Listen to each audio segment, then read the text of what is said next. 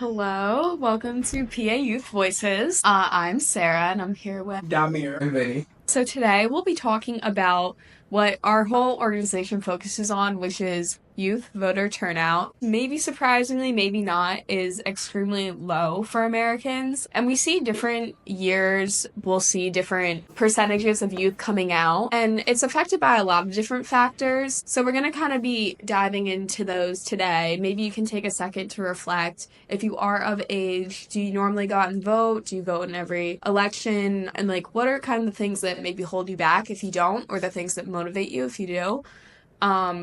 And we'll be talking a little bit about our experiences, our friends' experiences. So it's 2025 now. And last year we saw that young voters casted about 14% of the ballots for the 2024 election, which was obviously a really big presidential election. That's when you normally get the highest voter turnout across all ages.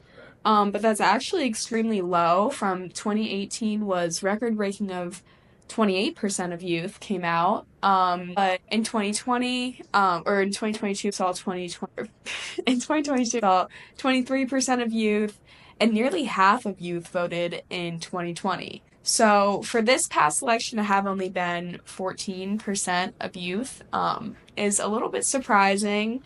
Not too much because 2014 we saw only 13%. So, do you guys off the bat kind of have an idea of maybe why this last election?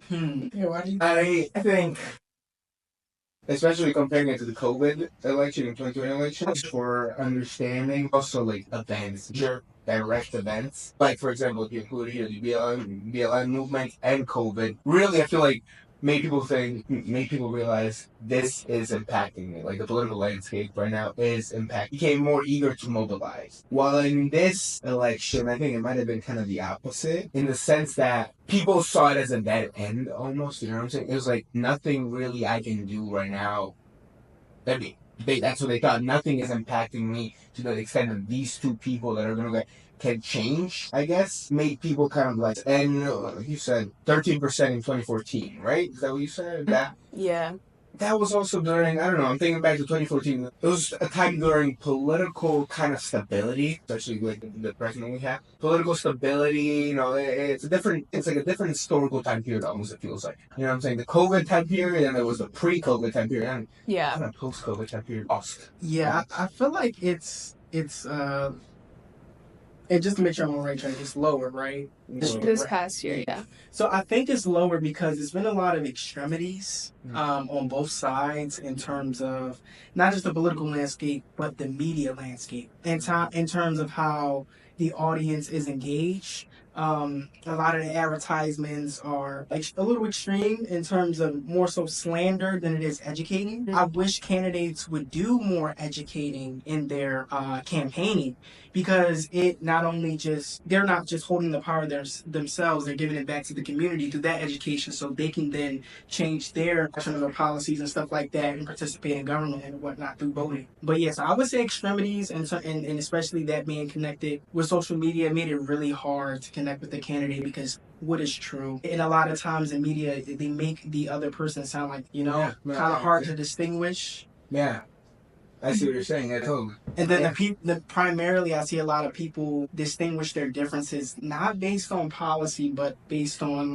their characteristics. That could be identity, that could be what they said, these that they were actually trying to put in place. Mm-hmm. Yeah, I mean, in general, elections kind of get away from the actual issues at hand, because a lot of times it's those other variables that candidates focus on to really get people to the polls and really move the needle, because a lot of times people don't really want to learn or want to invest a whole lot of energy, and what's going to stand out to you is sometimes those the name calling and this and that are kind of more salient in your mind, and that can kind of push the needle. But yeah, I definitely agree. Things became very polarized, I think, probably starting in 2020 during COVID. But I think you also see a lot of voter turnout based on what you said. Whether you had to wear a mask outside or not was a political decision. Everything was being controlled by the federal government because we were in very extreme circumstances, in a very unprecedented time, so they had to step in. So that was definitely a big part of it. And then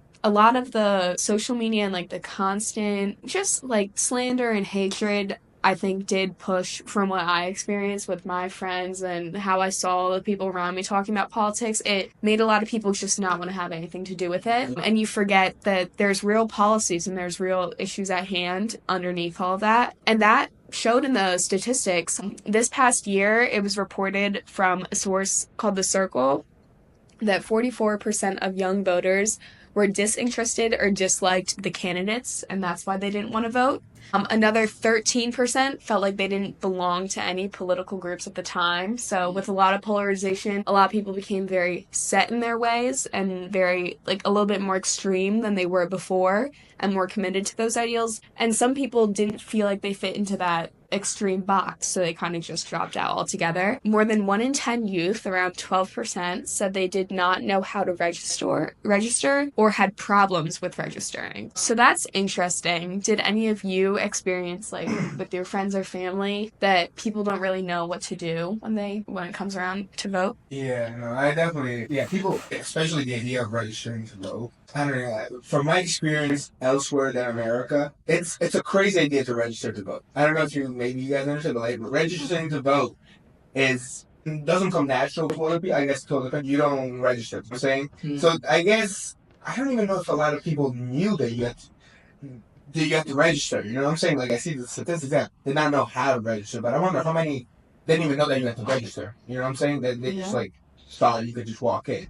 And another thing, I don't know, in Jersey at least, you get registered automatically once you get your driver's license. Mm-hmm. So I guess it's important to notice that there's steps preventing maybe people from voting. It's not just like the people, but it's also the landscape that people were put in.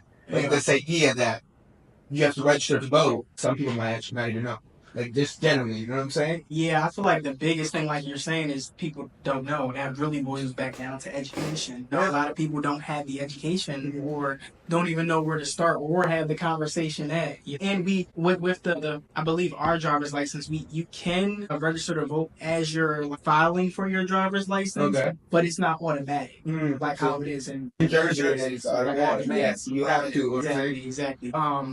But yeah, a lot of people, it really does kind of boil down, in a sense, down to the education. And because if you don't know anything about it, what does that have to do with my life experience? Because that's what it's about. That's what's affecting me, is my life experience. I don't necessarily see policy automatically when I encounter trash on the street. Yeah. First thing I'm thinking is trash on the street. Exactly. So how do we translate policy into everyday practical things? And by us seeing and having more education about that, I feel like that would allow us to connect the why to actually go out and register. Definitely.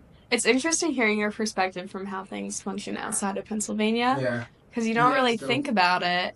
But that definitely, I can't remember ever being told in school, like, how to register or where to go. And if my parents weren't practicing voting and weren't committed to it and weren't interested in getting me and my sister registered and took us, like, our first time to vote, I don't think I would know where to begin. Especially because as a youth, you're on, like, social media. You're oftentimes, like, just looking for entertainment, and there isn't a lot of accessible places to go and find out this information, which is why, like, we're trying to do a podcast. We're trying to make this like a little bit more digestible, because these government websites, not like drawn to them. You're not really thinking about them. You're not really going to cross paths with them. And they're hard to use, the government. Yeah, they definitely can. Understanding when the election is, it's like, I don't know if you guys ever seen the election count. It's the most ridiculous thing ever. It's so vague. Election started happening. Thank you, but what's happening?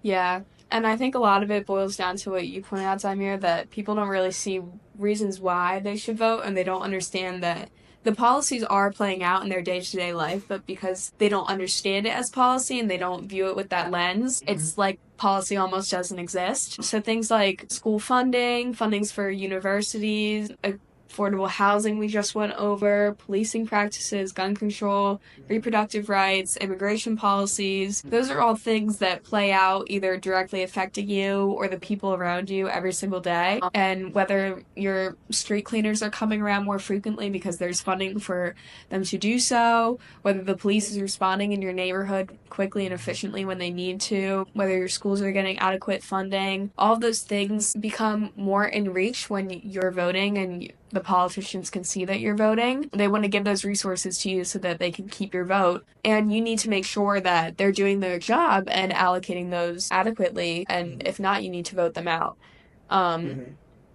So making those connections are very important for young people, I think, definitely. Yeah. It's not talked about a whole lot. Yeah.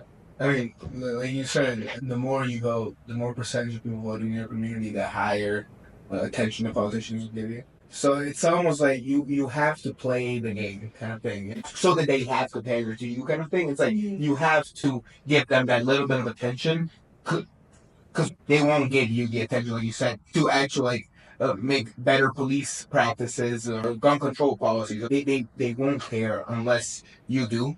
It's a little sad to think, but it is how the game is being played. But once you put that effort and attention, changes happen. We've seen changes happen. We see where policies are enacted, and it's where people vote more. It's like we know this, and especially like I think it was a statistic that Cameron said, demographic that's voting the most is 65 and up. A little concerning, but usually they live in neighborhoods where like their stuff is, their environment is fine around them, and because the politicians have to pander to them, because their votes depend on those older people that are above a 65-year-old. Exactly. When to vote, how to vote, where to vote is all the most and utmost important.